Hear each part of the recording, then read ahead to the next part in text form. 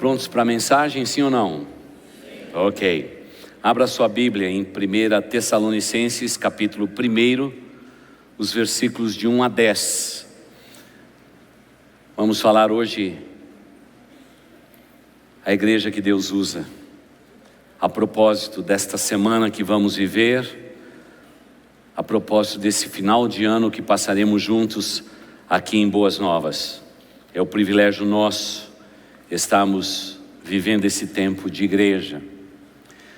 Primeira carta de Paulo aos Tessalonicenses, o capítulo 1, os versículos de 1 a 10. Vamos ler esse capítulo. 1 Tessalonicenses, capítulo 1, os versículos de 1 a 10. Diz-nos assim a palavra do Senhor nosso Deus: assentados como estamos, com toda a reverência, que é muito peculiar nossa, do povo de Deus, diante da palavra dele. Nos diz assim a palavra do Senhor, pela boca de Paulo, que inspirado foi pelo Espírito Santo de Deus. Paulo, Silvano e Timóteo, à igreja dos Tessalonicenses, em Deus Pai e no Senhor Jesus Cristo, a vocês, graça e paz da parte de Deus e de nosso Senhor Jesus Cristo. Sempre damos graças a Deus por todos vocês, mencionando-os em nossas orações. Lembramos continuamente diante do nosso Deus e Pai o que vocês têm demonstrado. Olha o que eles têm demonstrado: o trabalho que resulta da fé, depois o esforço motivado pelo amor, e depois a perseverança proveniente da esperança em nosso Senhor Jesus Cristo. Sabemos, irmãos amados de Deus, que Ele nos escolheu, porque o nosso evangelho não chegou a vocês somente em palavras, mas também em poder, no Espírito Santo e na plena convicção. Vocês sabem como procedemos entre vocês em seu favor. De fato, vocês se tornaram nossos imitadores e do Senhor. Apesar de muito sofrimento, receberam a palavra com alegria que vem do Espírito Santo. E assim, tornaram-se modelo para todos os crentes que estão na Macedônia e na Acaia. Porque, partindo de vocês, pregou-se a mensagem do Senhor na Macedônia e na Acádia. Não somente isso, mas também por toda parte tornou-se conhecido a fé de vocês, a fé que vocês têm, em Deus. O resultado é que não temos necessidade de dizer mais nada sobre isso, pois eles mesmo relataram de que maneira vocês nos receberam, como se voltaram para Deus, deixando os ídolos a fim de servir ao Deus vivo e verdadeiro, e esperar dos céus o seu Filho Jesus Cristo, a quem ressuscitou dos mortos, Jesus, que nos livra da ira que há de vir. Amém. Esta é a igreja que Deus usa. A igreja de Tessalonicense é uma joia preciosa do Novo Testamento. Tanto é que Paulo tem que escrever uma segunda carta, porque era povo bom aquele. Quando Paulo falou da esperança da volta do Senhor Jesus, eles não tiveram dúvidas, venderam tudo que possuíam e colocaram tudo aos pés dos apóstolos num gesto de generosidade. Paulo teve que escrever a segunda carta para explicar como é que vai ser a ordem do retorno de Cristo Jesus para que a igreja estivesse tranquila. Tamanha era a generosidade desta igreja.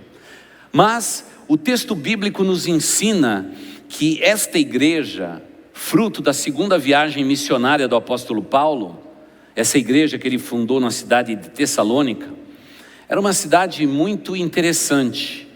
Era uma cidade, esse nome enorme, Tessalônica, ele tem a base dela na cultura grega em termas.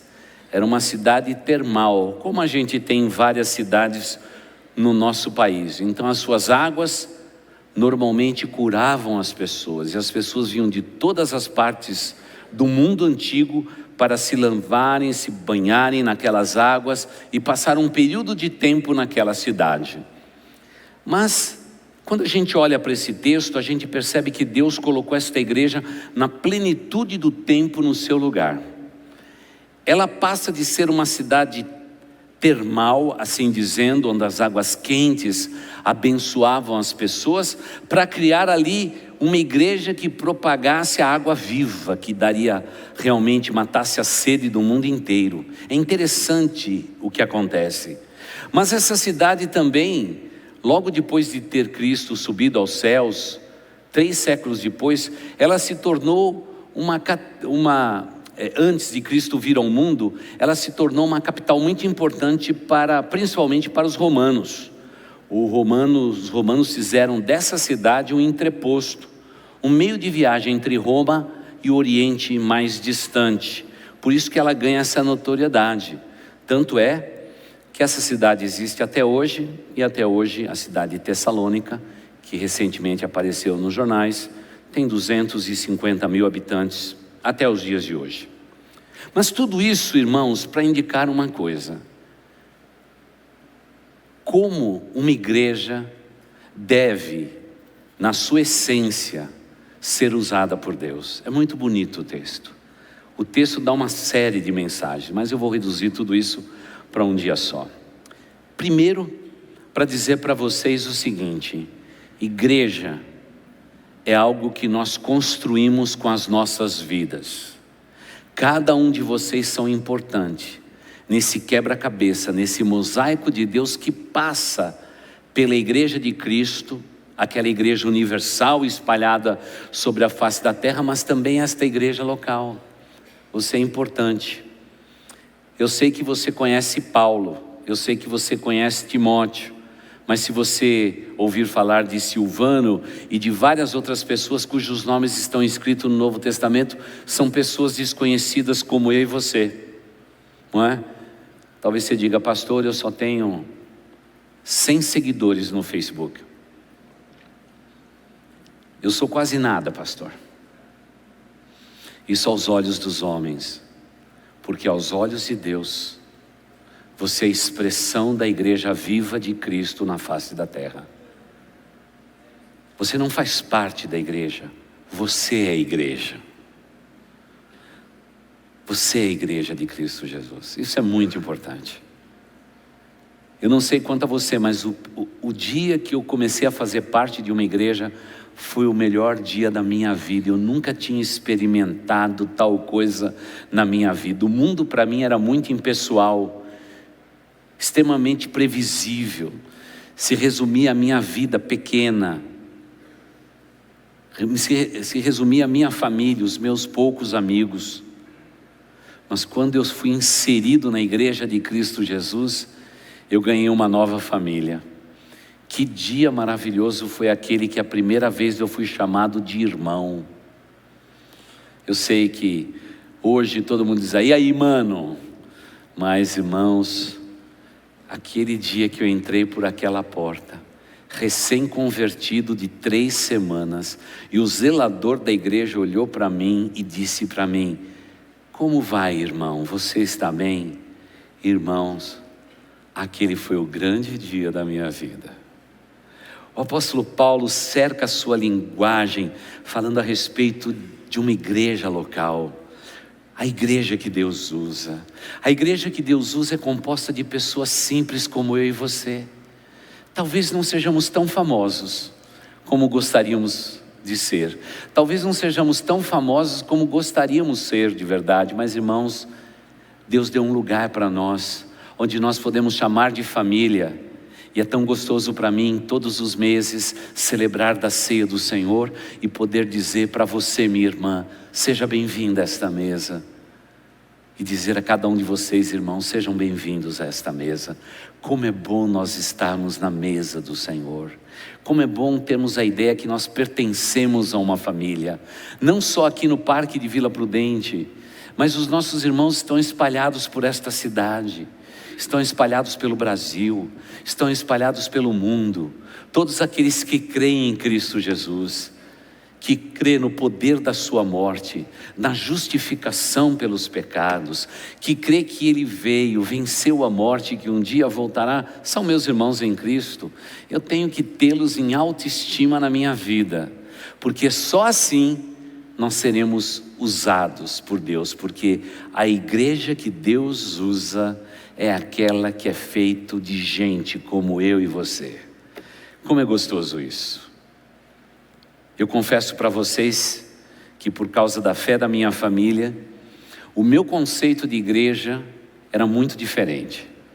Eu achava que as pessoas que iam à igreja eram as pessoas mais perfeitas do mundo, as pessoas que nunca erravam, as pessoas que comungavam, tomavam da ceia, eram pessoas perfeitas na sua atitude.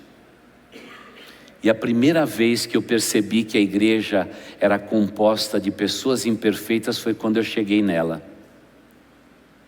Porque eu fui aceito, eu fui recebido. É óbvio que tem pessoas que buscam uma igreja que Deus use, uma igreja perfeita. Mas essa igreja perfeita não existe.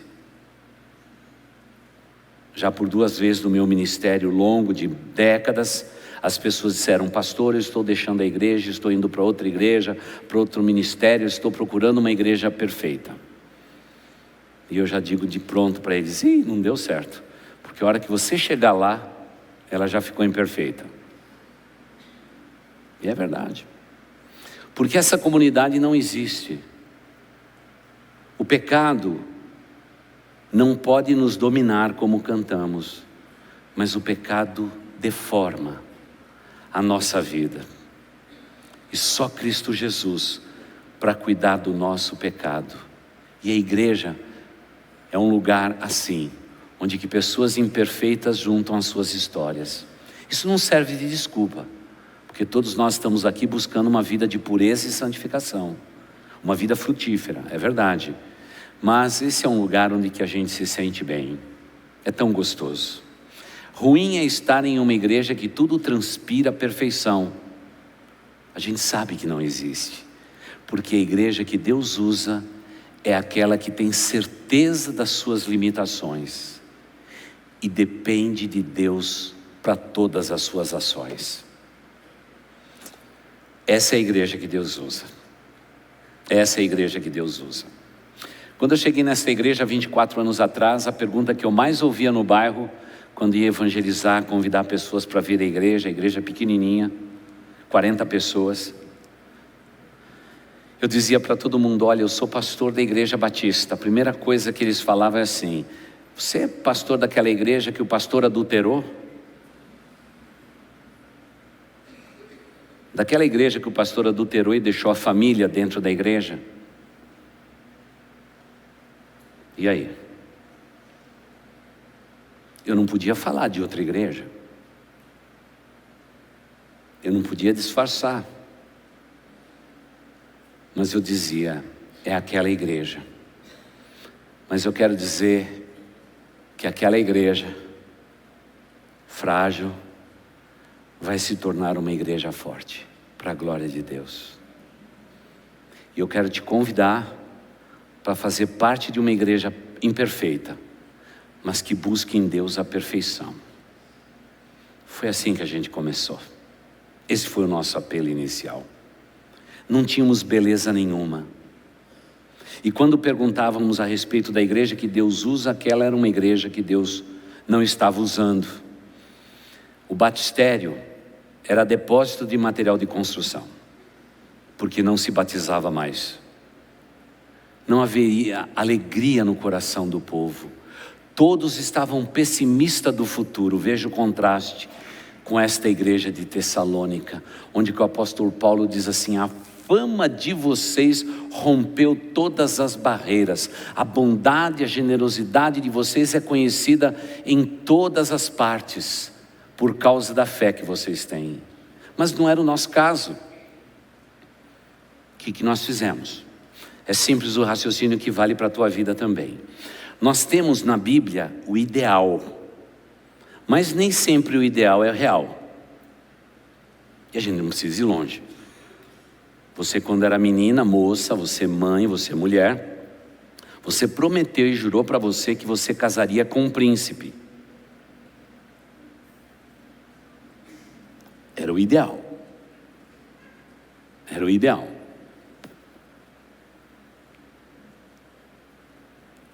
E tem algumas mulheres que dizem: pastor, eu sonhei com um príncipe e fiquei com o sapo. Porque há uma diferença entre o real e o ideal, irmãos. A Bíblia, ela esgota o sentido ideal da palavra, mas nos coloca diante desse quadro no que é real. Por exemplo, a Bíblia diz que nós temos que crescer até a estatura do varão perfeito, Jesus Cristo. Quem é que pode?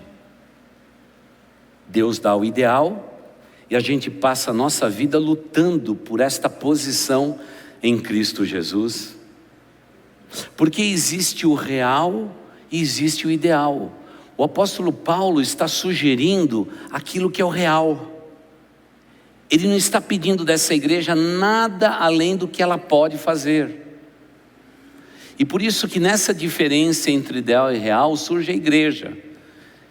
E a igreja, ela tem um ideal de obedecer a Deus em tudo, fazer a vontade do Pai, propagar este evangelho, viver uma vida de pureza e santidade entre nós, nos amarmos mutuamente. Esse é o ideal, mas o real é um pouco diferente. E é por isso que nós temos que tomar posições e tomar decisões na nossa vida, para que a gente possa realmente viver dentro da igreja, baseado naquilo que Deus nos inspira como sendo ideal. E o apóstolo Paulo, ele foi muito perfeito, porque ele disse que a igreja que Deus usa, ela sabe da vocação dela, do chamado dela. É muito bonito ver isto. A igreja que Deus usa sabe a sua vocação. Se você for ao corredor ali do gabinete, você vai ver claramente a definição de visão nossa. Você vai ver claramente a nossa missão e os valores que esta igreja abraça. A visão e a missão, ela pode alterar conforme o momento e da nossa história, mas os valores, eles não podem ser alterados, porque valores é aquilo que é como que colunas que dirigem uma igreja. Eu sei que vocês vão muito apressado buscar os seus filhos menores naquela ala ali em frente ao gabinete meu e da minha esposa, e vocês passam correndo por ali, mas faça uma pausa. Veja que esta igreja que busca o ideal de servir a Cristo Jesus, ela é uma igreja real. Não estamos aqui contando historinha para as pessoas. Nós estamos firmando e dizendo quais são os nossos valores, qual a nossa definição de missão, qual a nossa definição de visão, e a gente não abre mão disto. E toda semana nós somos aviltados nisto. Sempre surge alguém contando história, querendo oferecer uma Disneylândia em troca dos seus nomes, dos seus endereços e do potencial de compra de vocês. Toda semana tem alguém aqui querendo vender o carnê do baú da felicidade, mas não é o senhor Silvio Santos, é outros carnês, porque eles enxergam na igreja um negócio. Só que na igreja de Jesus, o negócio já aconteceu. Foi quando Cristo morreu naquela cruz, pagou os nossos pecados e foi por um alto preço. Ele venceu a morte e um dia disse: volto para buscar vocês. O negócio já foi feito, irmãos. É por isso que quem quer negociar com a igreja de Jesus diz: o negócio já foi feito, você chegou tarde. Jesus já pagou o preço. E aí eles ficam tudo murchinho, porque a igreja não é negócio. A igreja, ela tem o chamado dela, e o chamado dela se resume no compromisso que ela tem de propagar este evangelho até os confins da terra. Esse é o nosso chamado. Esse é o nosso chamado. Não tem outro. Para que nós existimos como igreja? Para que mais pessoas venham, aceitem a Jesus, sejam equipadas, cresçam na escola bíblica dominical e passe pelo nosso ciclo de 1 ano de chegada nessa igreja até chegar naquela classe, quero servir. Aí ele descobre no que ele deve servir e pronto, já está no meio da igreja, trabalhando e servindo a Deus com alegria. Aliás, se você está nessa igreja há mais de 3 meses e anda enrolando com a gente, pare de enrolar. Tá bom? Eu sei que é final de ano, nós vamos dar um fôlego para você, mas quando for fevereiro começa o novo ciclo da Escola Bíblica Dominical e principalmente do ingresso na igreja. Se engaje nisto. Se engaje nisso e venha fazer parte de uma igreja que luta por ser uma igreja que Deus usa para a glória dele. E é tão bom quando esse ciclo acontece. Dias atrás alguém me disse assim: pastor, eu estou um pouco desanimado de fazer parte da sua igreja, como se a igreja fosse minha. Claro que a gente respeita a linguagem.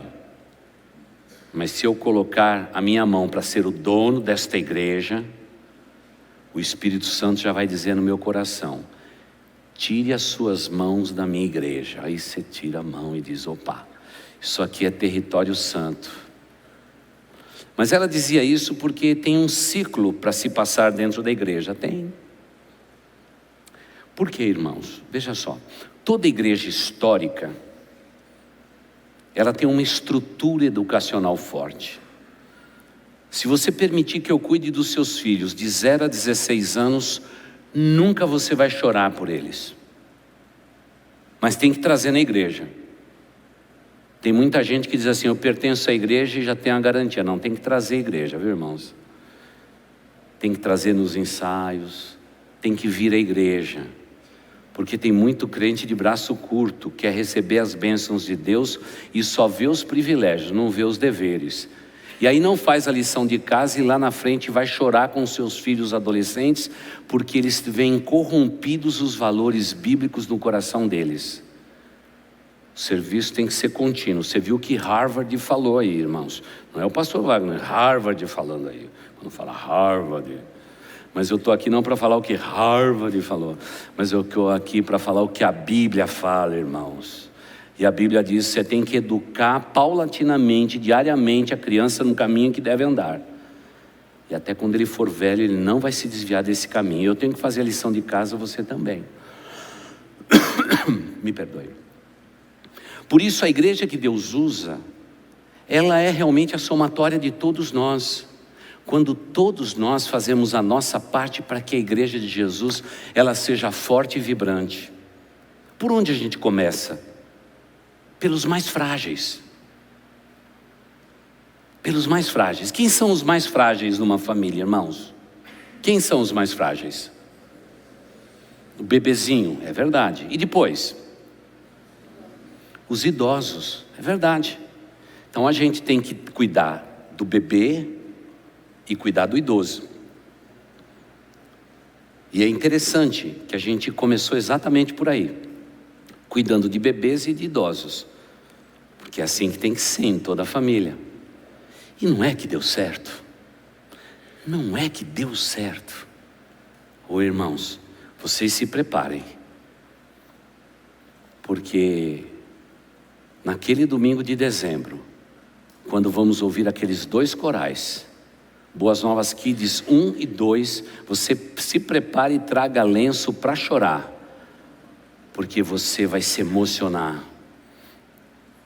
Quando os nossos jovens estiverem aqui no seu musical, pode preparar o teu coração, porque o Espírito de Deus, a ver estes jovens aqui na frente, seu coração vai ser desafiado, porque jovem é lindo demais, é abençoador, encanta nosso coração. É isso. E quando o coro principal se apresentar, você pode preparar para convidar pessoas, porque o Espírito Santo de Deus vai realmente varrer esse lugar, porque esse é o nosso Deus. Temos que cuidar de todas as faixas etárias.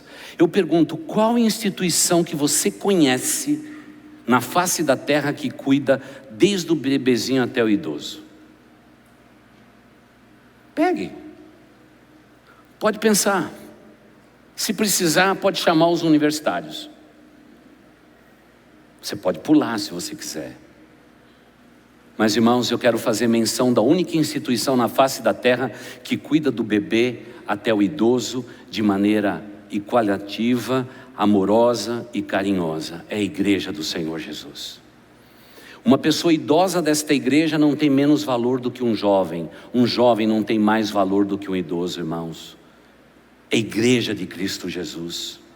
A maioria das vezes, quando estamos dentro de uma igreja, a gente só olha para aquela instituição ou aquela parte da igreja que nós estamos envolvidos. E é muito interessante ver isso na igreja. Quem anda de moto só olha para a moto. Quem anda de skate só olha para o skate. Quem é da terceira idade só pensa na terceira idade. Quem é jovem diz: nós somos a razão de viver. Nós somos a cereja da sobremesa.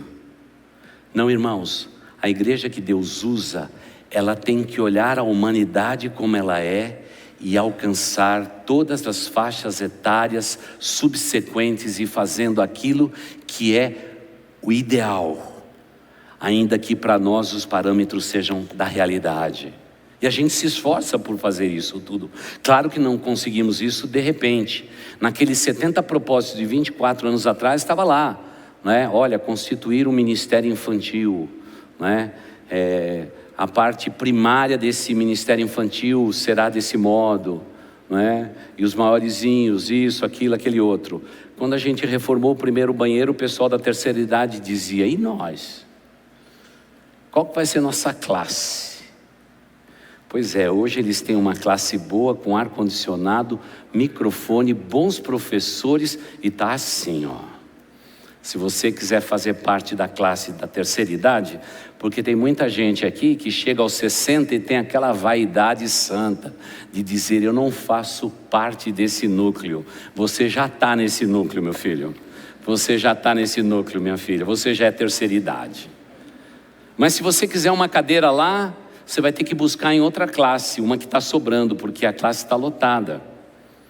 Porque a igreja de Cristo Jesus, ela é a agência de Deus, e Deus usa a igreja dele para produzir na nossa vida comunhão.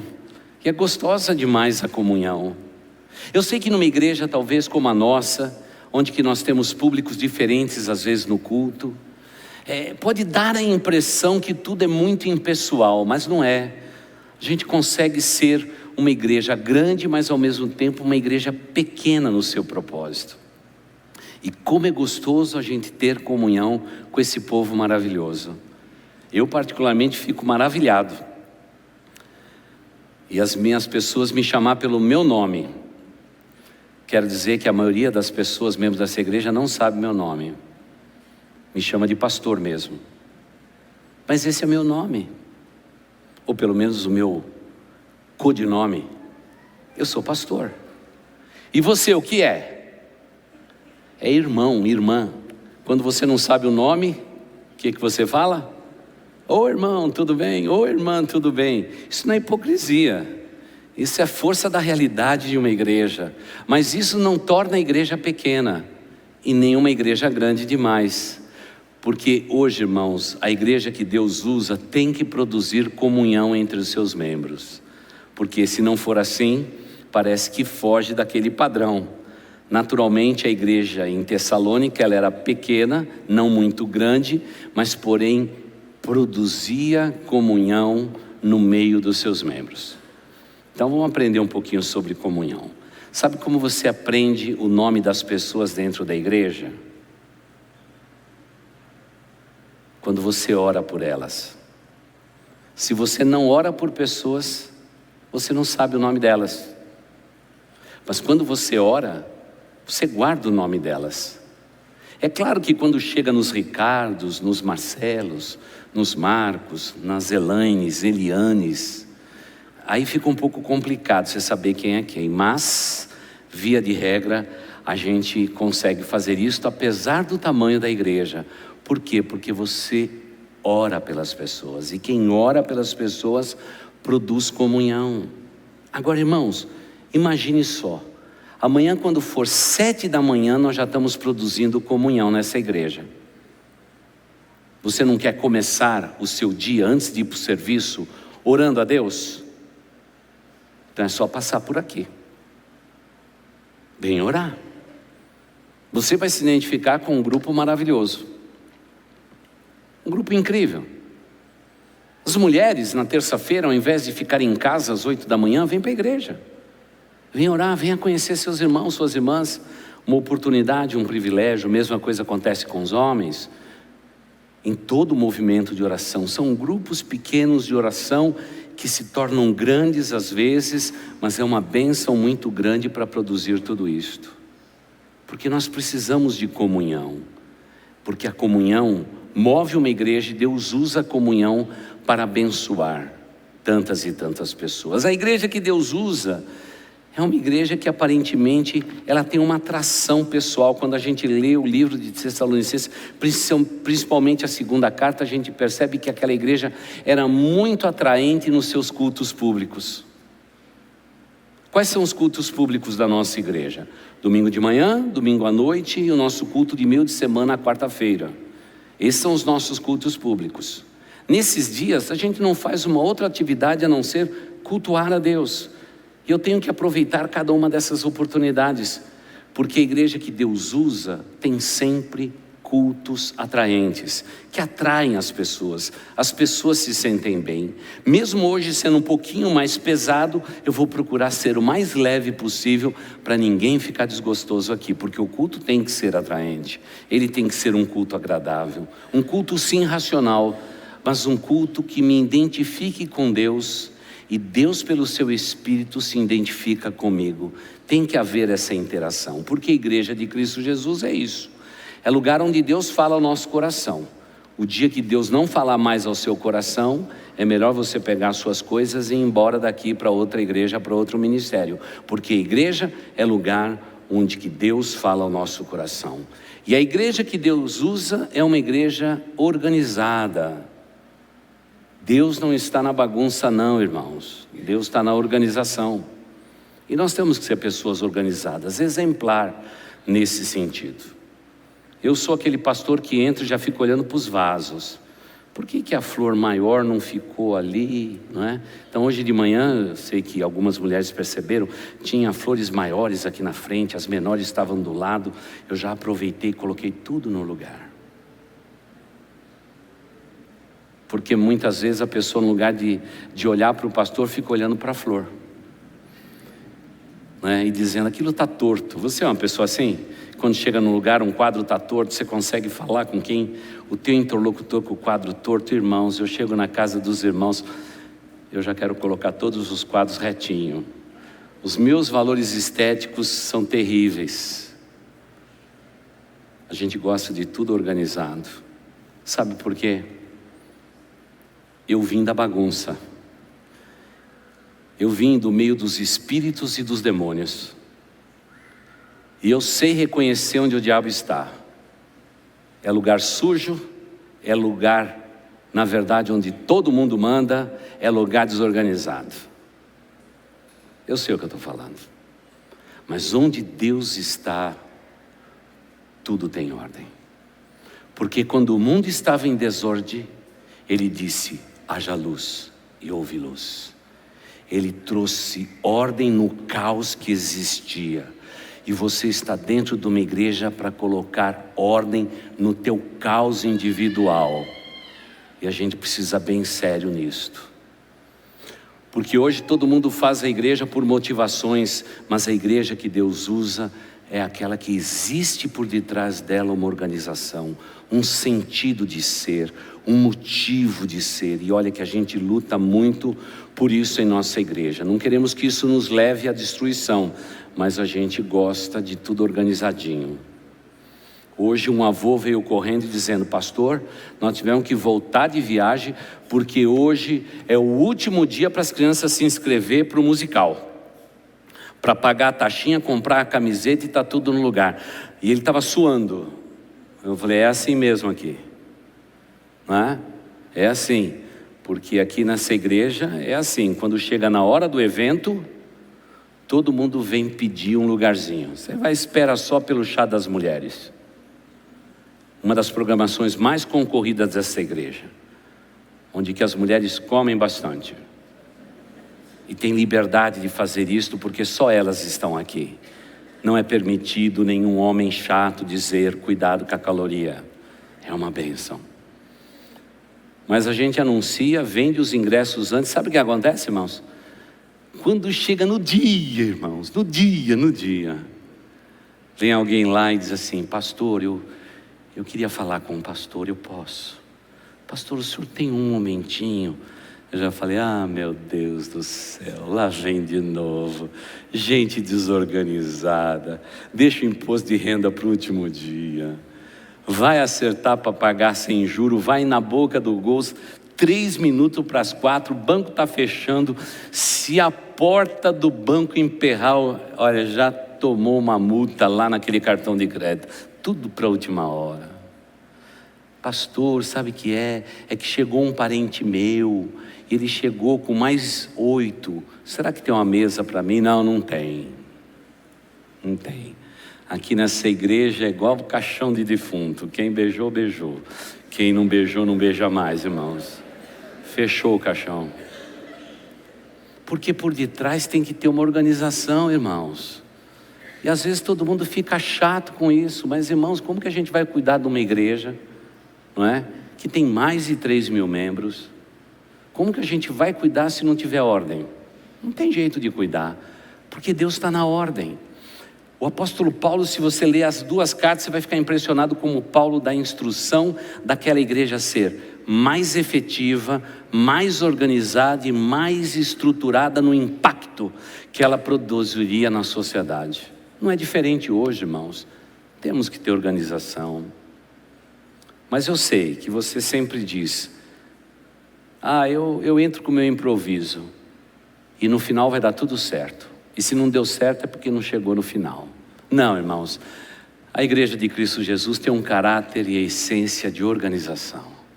O apóstolo Paulo também diz que a igreja que Deus usa é uma igreja missionária em sua essência. Tudo que a igreja faz é baseado nesse princípio de missões. Como é gostoso a gente poder chegar hoje de manhã como chegamos aqui, não é? Termos visto o pastor Lelo lá da Angola, ouvir o seu relatório, poder ajudar, contribuir para ele e dizer: pastor, vai, abençoa a Angola, o norte do teu país, abençoe com a palavra de Deus. Que privilégio participar, conhecer, se envolver, contribuir. Irmãos, é um privilégio muito grande. Agora acabamos de ver o pastor Alex aqui dizendo: olha o envelopinho. É privilégio, irmãos, é privilégio que Deus nos dá. Paulo elogia essa igreja por causa da generosidade dela, porque a generosidade dela realmente fazia missões de maneira exuberante, e aquela era uma igreja missionária. Tanto é que a Macedônia e a Acaia, lugares difíceis de penetração do evangelho, essa igreja já estava lá. O apóstolo Paulo não mandou, eles deram isso de graça. Pode deixar, Paulo, você passou aqui e eu vou cuidar de você. Agora, irmãos, quanto tempo Paulo passou na igreja de Tessalônica? 10 anos? 5? 3 anos? 2 anos? Os estudiosos dizem que ele provavelmente tenha passado no máximo 1 ano ali naquele lugar. No máximo. A maioria são unânimes em dizer que foram 8 meses que o apóstolo Paulo passou por ali. Como que ele pôde produzir uma igreja que Deus usa? É porque o apóstolo Paulo deixou a visão de organização, de estrutura, deixou a visão missionária no coração daqueles homens, mas o que movia a igreja de Tessalônica era a esperança da volta de Cristo Jesus.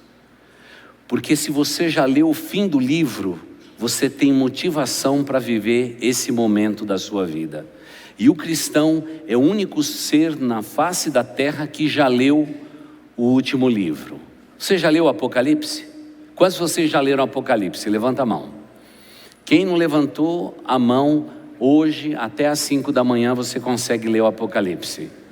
De hoje até amanhã você vai conseguir fazer isso. Porque nós somos o povo que leu o final do livro. E lá está escrito que Jesus Cristo vem buscar a sua noiva, a igreja de Cristo Jesus. Nós já sabemos o final da história. Vai dar casamento. Porque se o noivo vem buscar a noiva, vai ter casamento. Aquela igreja era movida pela esperança que ela tinha. Ou seja, se Tessalônica não estava muito bem, se a Grécia antiga não estava muito bem, se o povo da Macedônia eram mais arrogantes do que todos que haviam na terra, se o Império Romano já começava a esboçar o seu poderio e ao mesmo tempo o seu declínio, aquela igreja já sabia o final da história. Ela não estava vivendo pelas coisas transitórias desse mundo. Queridos irmãos, e com isso eu concluo, a igreja que Deus usa já leu o último livro. Ela tem esperança. A nossa esperança não está neste mundo e não está nesta vida. A nossa esperança está na vinda de Jesus Cristo, que vem para buscar a sua igreja, para levá-la para os céus, e estaremos para sempre com o Senhor. Vivemos aqui? Sim. Seremos por isso alienados? Não, de maneira nenhuma. Somos pessoas decentes. Somos pessoas que pagamos os nossos impostos, estudamos bem os nossos filhos, fazemos aquilo que é correto, cumprimos a nossa parte no desafio de cidadania nesse nosso país, fazemos o melhor de nós mesmos, mas nós já lemos o final do livro e que diz que Jesus Cristo vem nos buscar. E é por isso que nós temos esperança, do mesmo jeito que a igreja de Tessalônica disse: se Jesus Cristo vem nos buscar, e eles tiveram a impressão que era para logo, eles chegaram ao ponto incrível de vender tudo que possuíam, deram todo o dinheiro que eles possuíam aos pés dos apóstolos. Paulo teve que se apressar a escrever a segunda carta e dizer: ei, pera lá, o dia e a hora ninguém sabe, deixa eu contar para vocês como vai ser. E ele diz: vai ter o som da trombeta, a voz do arcanjo, e os que morreram em Cristo ressuscitarão primeiro. E esta igreja é cercada de uma nuvem de testemunhas. Nossos irmãos que ao longo desses 90 anos tombaram no campo de batalha. Nós, os que estivemos vivos na volta do Senhor Jesus, de maneira nenhuma vamos preceder os que morreram em Cristo Jesus. E já passaram por esta igreja mais de 5.000 pessoas. Nós estamos cercados de uma nuvem de testemunha. Eu me lembro de irmãos maravilhosos desta igreja, que me receberam de braços abertos. Eu disse para eles: nós temos que mudar a nossa igreja, a maneira da gente cultuar. Nós temos que ser uma igreja mais contemporânea. E eles de braço aberto me receberam e disseram: pastor, faz isso. Eu quero ver de volta nessa igreja os meus filhos e os meus netos, que foram embora para outras igrejas porque a nossa igreja era muito tradicional. Não colocaram um obstáculo. Eu me lembro com saudades quando a bateria subiu para o templo. Alguns irmãos antigos queriam que a gente roubasse a baquetas. A bateria podia subir, mas o tocador não. E aí nós pedimos para aquele baterista para ele fazer tudo direitinho, com calma. E quando terminou, aqueles velhinhos russos, com seus olhinhos claros, suas bochechas vermelhas, disseram: ficou bom, pastor, ficou bom. Vou dizer para o meu neto que tem bateria agora na igreja. Nunca tive um obstáculo, todas as portas abertas. Uma igreja amorosa, compreensiva, para que a gente pudesse influenciar uma multidão de pessoas. E é muito legal isso, porque nós não estamos construindo uma igreja para nós, nós estamos construindo uma igreja para as pessoas que estão aí fora. E quando eu penso nisso, irmãos, a gente percebe que a igreja que Deus usa é uma igreja flexível, uma igreja razoável, mas uma igreja que cuida muito bem dos pequenininhos e dos maiorzinhos, porque eles são a igreja do futuro. E eu quero terminar esse culto falando da igreja ideal, mas eu quero mostrar para os irmãos a igreja ideal. Eu quero pedir que todos os nossos pré-adolescentes, adolescentes e jovens saiam do seu lugar e venham estar aqui ao lado do pastor nesse púlpito. Eu sei que hoje é um feriado prolongado, muita gente está de férias, mas se você está aqui, sai do teu lugar, vem aqui à frente. Vamos lá, rapidinho, vocês são rapidez, então vamos lá. Pode sair do seu lugar e vir aqui à frente. Você pré-adolescente, adolescente, jovem, pode vir aqui na frente. E nós vamos dizer o que é a igreja que Deus usa. É aquela igreja bonita que sempre tem um olhar amoroso para as futuras gerações. Mesmo sendo um feriado prolongado, essa é a turma que não foi se bronzear. É a turma que não foi nem para a praia, nem para o morro, nem para qualquer canto.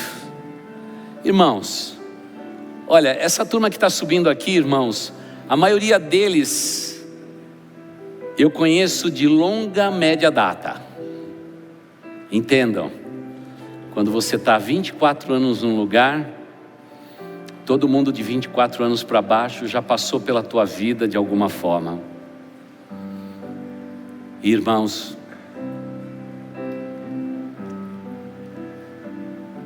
esse é um grupo que merece o nosso carinho, o nosso amor, o nosso respeito. E queremos mais do que nunca isso. Vamos fazer uma outra fileira lá atrás, porque vamos precisar de espaço. E se a gente pudesse colocar aqui à frente, nós temos matriculados nesta igreja, nós temos matriculado nessa igreja 1000 crianças. Graças a Deus que elas não vêm no mesmo dia. Nós temos uma média de 450 crianças por domingo. Elas estão lá se preparando para o musical dela. Cada coral vai ter em média 180 crianças. Vai ser um show à parte. Mas eu estou trazendo vocês aqui na frente porque a gente quer mostrar para essa igreja que ela tem futuro. Ela tem futuro. E a gente pode ver aqui os líderes que nós vamos sempre ter. Esses são os nossos líderes, viu, irmãos? Os nossos líderes de já. Nós não precisamos falar do futuro. O futuro é agora, irmãos. O futuro é agora. E se teu filho, tua filha não está aqui, nós vamos orar a Deus para que ele esteja aqui, fazendo parte disto. Porque, irmãos, uma geração deixa um legado de fé para outra geração. E a geração de adultos desta igreja está sendo convocado pelo Altíssimo para nós fazermos a nossa parte agora e deixarmos um legado de fé para essa turma.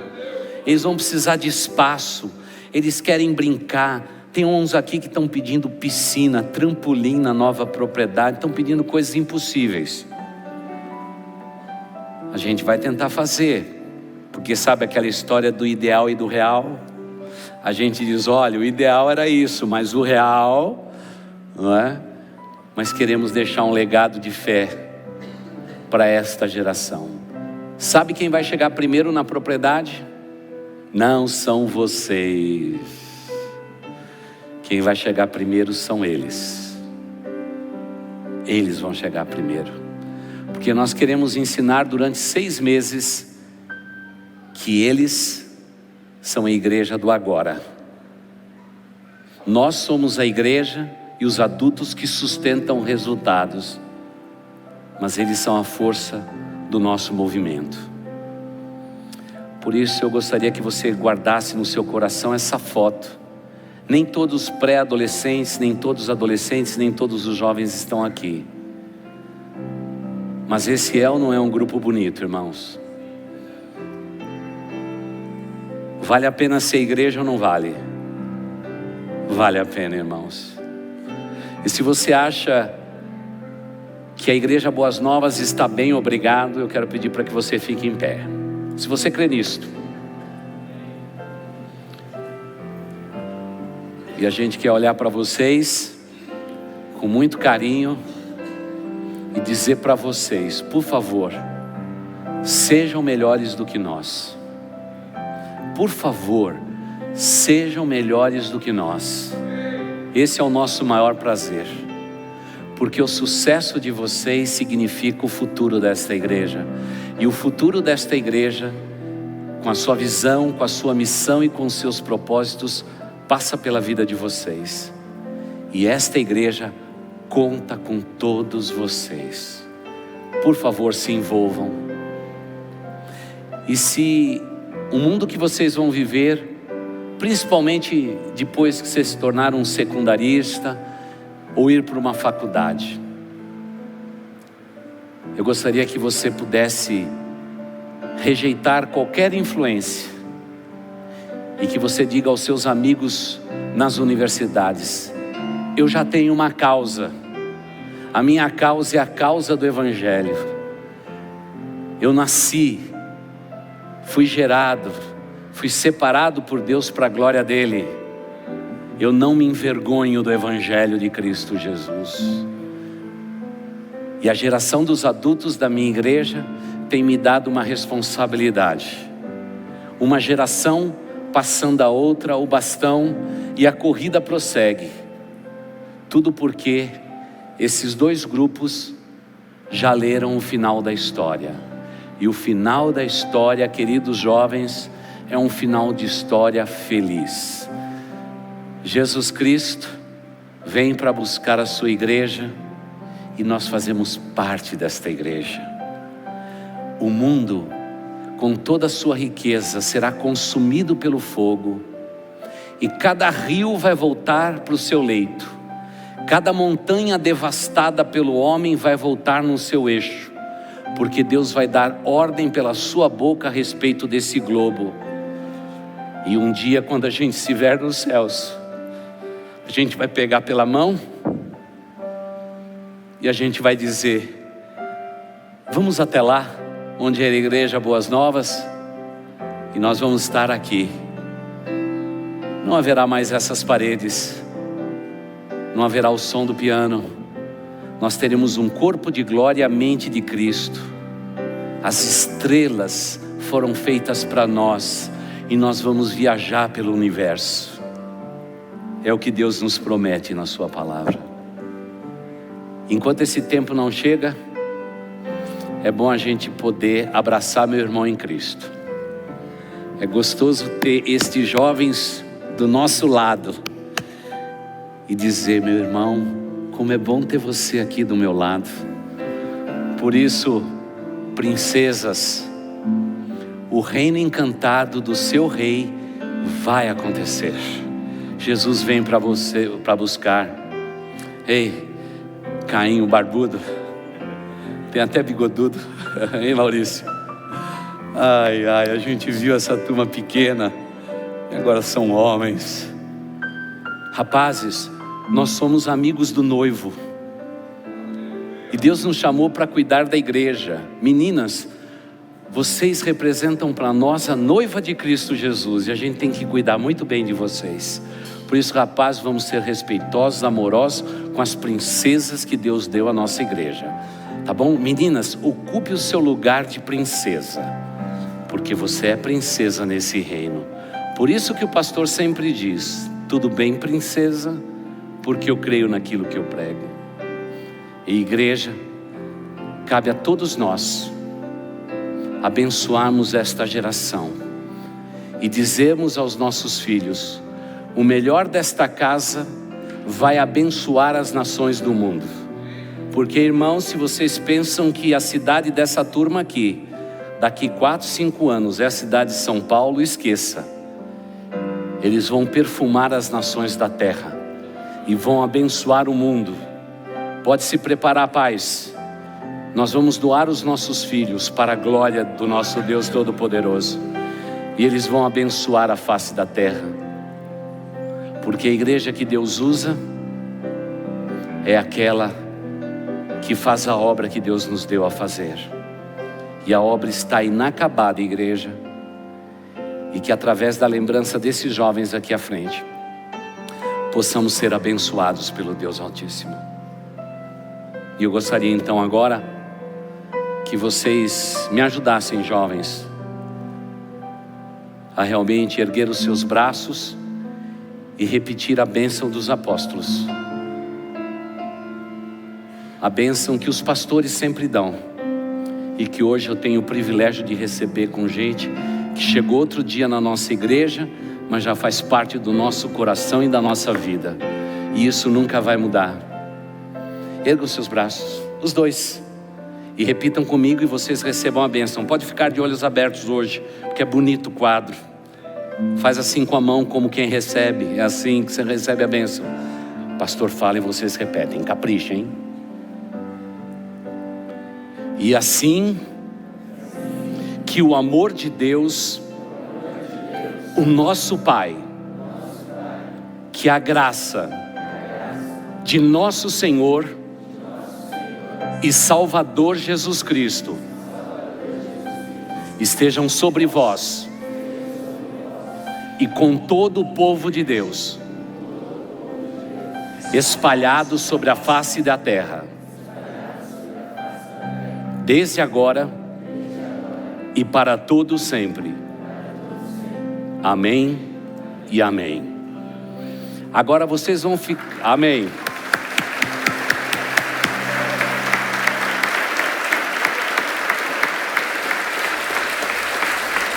E agora tem que ser assim, tá bom? Vocês vão sentar e vocês vão sair tudo por esse lado. Vocês vão ficar no lugar dos diáconos lá. E vocês vão ter que abraçar, no mínimo hoje, 22 pessoas. Tá bom? Então pode sair daqui e abraçar a igreja de Cristo Jesus. A tarefa foi dada, vocês saiam por aquelas portas enquanto nós adultos ficamos aqui sentados. Ó, sabe contar até 22? Ah, já sabem, eu sei que você sabe. Então, 22 pessoas, hein, aniversariante? 22, hein? 22 pessoas, viu? E enquanto os jovens saem, eu quero relembrar a vocês, não existe perfeição em nós, só em Jesus Cristo. Mas uma coisa é certa, a nossa igreja vai abençoar as nações do mundo.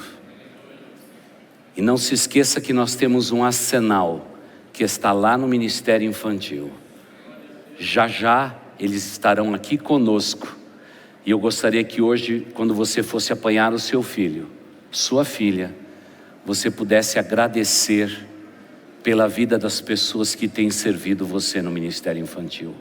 Olhe para o professor, para a professora, para o tio do corredor, a tia que faz o lanchinho e diga: muito obrigado por você cuidar do bem mais precioso que eu tenho na minha terra, que são as minhas crianças. Agradeça, reconheça cada um deles. E aí eu tenho certeza que se alguém perguntar a respeito da Igreja Boas Novas, a gente vai poder dizer: ela vai muito bem, obrigado. Queridos irmãos, uma boa noite, vão em paz. Obrigado por esses minutos que vocês nos deram para essa movimentação. Mas por favor, receba o abraço.